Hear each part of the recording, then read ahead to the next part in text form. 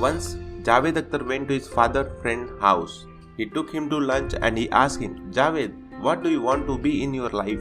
Since Javed Akhtar was only 15 years old, so as like all of us, he told him 5-6 alternative profession where he has desired to become.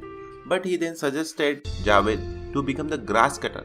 Javed was startled by this piece of advice and thought that what a nonsense scrap of advice this guy is giving to me, what he thought of me. But he then went on to say, but only on condition that you become the best grass cutter in the world, so that even if President of India wants Rashtrapati Bhavan lawns to be trimmed, you should be the one person he should think of. He then said something which we all will always remember. No work is insignificant, the worker may be. Advice 1. Whatever you do, you should be what you really want to do. The security lies in your excellence and not in your job. SRK says that in his beginning career, he was the one who was always ready to do any film for any character. The wisdom behind his approach was, when you start acting in movie, don't go by what films you want to be in, because you won't have much of a choice. First, get into the position of choice and then do the film your heart desire. Become a star and then fulfill your artistic and storytelling instinct. This advice can be applied to any sphere of life. I remember my friend who freshly joined the software company as a developer with a big expectation that he will be writing the code for next Google.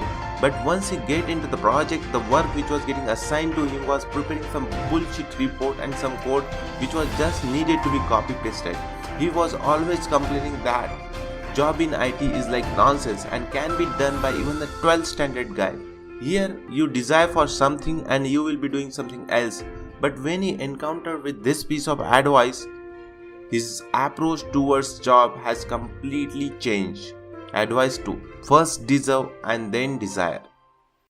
We would have seen that most of the people always blaming government for the road condition, water problem, and they can even talk hours and hours explaining you that why their building road condition is bad because of the stupid people sitting in the government who don't know how to manage the city.